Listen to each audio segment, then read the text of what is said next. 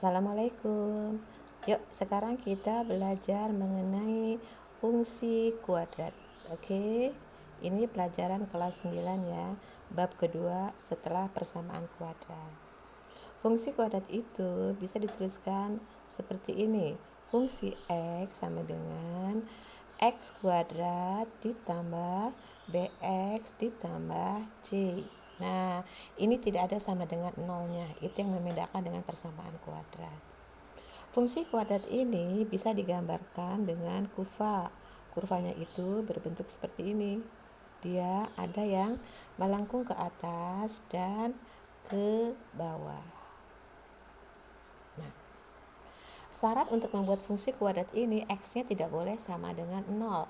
Jadi harus lebih besar dari 0 atau lebih kecil dari 0. Kalau lebih besar dari 0, ini kurvanya. Dia menghadap ke atas gitu. Kalau lebih dari 0, kurang dari 0 itu dia menghadap ke bawah. Berarti A-nya kurang dari 0 seperti itu. Sekarang kita buat kurva ya dari suatu soal.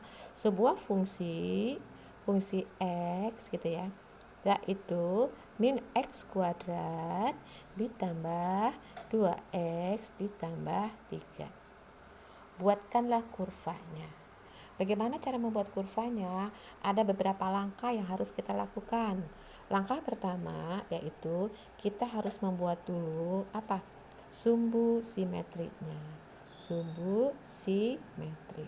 Langkah-langkah ini harus kamu pahami ya. Enggak susah, kelihatannya panjang tapi enggak susah. Apa itu sumbu simetri? Sumbu simetri disebut juga dengan XP. Rumusnya min B per 2A sama dengan min B-nya yang mana? Nah, ini disebut dengan A. A-nya berapa? A-nya min 1. Ini disebut dengan B. B-nya berapa? 2. Dan ini disebut dengan konstanta atau C. C-nya 3. Sehingga min B dibagi 2A adalah min 2 dibagi dengan 2 kali A-nya itu min 1. Nah, kalau ada negatif usahakan dikurung biar enggak ini ya, enggak salah gitu. 2 kali min 2 adalah min 2. Hasilnya adalah 1 gitu. Kita sudah dapat nih sumbu simetrinya 1. Langkah kedua mencari apa? Kita akan mencari nilai apa? Nilai optimum. Optimum disebut juga dengan nilai apa? Nilai maksimum. Sama aja, mau optimum mau maksimum. Kenapa harus optimum? Karena ini kan fungsinya kan negatif. Nanti kurvanya pasti akan menghadap ke bawah. Sehingga kalau kurvanya menghadap ke bawah akan ada nilai optimum. Kalau kurvanya menghadap ke atas, dia nilainya nilai minimum, gitu ya. Istilahnya seperti itu. XP dan ini adalah YP. YP rumusnya apa? D ini nanti diskriminan ya, per min 4A. Sebetulnya sih minnya boleh disimpan di sini, tapi lebih aman simpan di bawah.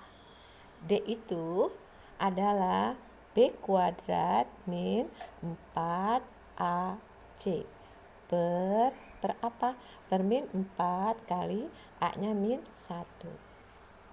Sehingga kan B-nya tadi sudah ada berapa? 2 ya, 2 kuadrat min 4 kali A-nya kan tadi sudah ya, berapa? Min 1 kan, dan C-nya adalah 3. Kita tulis 3 di sebelah kanan sini. Dibagi dengan min 4 kali min 1, 4 gitu. Berapakah hasilnya? YP sama dengan, yuk kita bagi 2 dikuadratkan 4 ya nak, 4 min 4 kali min 1, 4 kan, 4 dikalikan 3 berarti plus 12 dibagi dengan 4.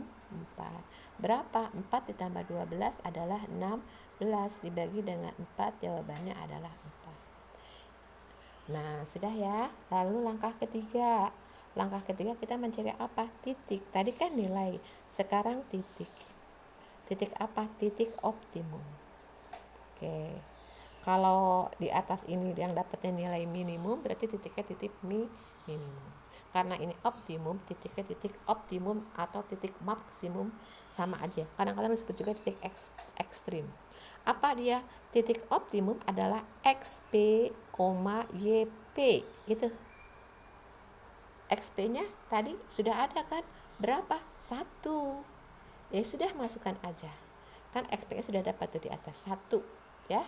1, YP-nya berapa? YP-nya 4. YP-nya 4, 1,4. Dah, lalu apa lagi? Nih, sekarang kita akan mencari titik potong. Nih, langkah keempat. Kan ada 5 langkah. Titik potong. Titik potong pada sumbu Y. Oke. Ada titik potong pada sumbu X, ada titik potong pada sumbu Y. Kalau titik potong pada sumbu Y, berarti X-nya harus sama dengan 0. Kita tulis dulu ya fungsinya.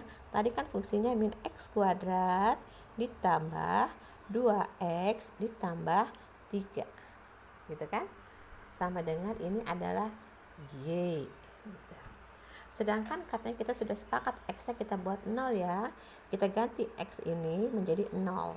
0 kuadrat ditambah 2 kali 0 ditambah 3 sama dengan Y. 0 dikuadratkan 0 ya. 2 dikalikan 0, 0 ya. Ditambah 3 sama dengan Y. Berarti Y-nya adalah 3. Nah, kalau Y-nya 3, X-nya 0, berarti dia titik potong pada sumbu Y-nya adalah pada 0,3. Ini nolnya dari sini, dari X. Nah, sekarang langkah yang terakhir sebelum gambar, yaitu titik potong. Titik potong pada apa lagi? Titik potong pada sumbu X sekarang. Sumbu X. Kalau tadi kan sumbu Y, sekarang sumbu X. Kalau titik potong pada sumbu X, berarti Y-nya yang harus 0. Nah, ini berhubungan dengan persamaan kuadrat. Nah, yaitu kan tadi soalnya min X kuadrat ditambah 2X ditambah 3 sama dengan 0 ya. Oke, karena Y-nya sama dengan 0. Ini kita akan cari X1, X2-nya. Supaya kita tidak repot atau bingung, nih min ini kita hilangkan dengan cara kalikan minus semuanya, sehingga tandanya berubah, negatif menjadi positif, ditambah min 2x min 3 sama dengan 0. Nah, sekarang kita akan mencari faktornya. Ingat yang belakang ini, berapa ini perkalian, berapa dikalikan berapa sama dengan min 3, dan berapa ditambahkan berapa sama dengan min 2. Angkanya harus sama. Kalau dikalikan min 3, kalau dijumlahkan min 2, berarti min 3 sama 1 dong. Coba kamu lihat, min 3 kali 1 min 3 kan, min 3 ditambah 1 min 2 kan. Nah, itu kamu coba-coba cari ya faktornya. Artinya nih kamu tuliskan ulang ininya X. X tulis ini min 3 dan X plus 1 sama dengan 0 terus. Oke. Berapakah X1-nya? Cara cepatnya aja ya. Ini min 3 menjadi plus 3. Ini X2-nya menjadi 1 menjadi positif menjadi negatif min 1. Berarti titik potongnya adalah karena ini X-nya 3, kan Y-nya 0. Yang 1 3,0, yang satu lagi min 1,0. Nah, lalu kalau sudah begini bagaimana cara menggambar kurvanya? Menggambar kurvanya adalah kan kita tadi sudah mendapatkan titik-titik nih. Pertama kali ada titik berapa tadi? 3,0. Nih, di sini. Pada titik sumbu X ini sumbu Y. 3,0. Lalu titik berapa lagi? Tadi sudah dapat berapa? Min 1,0.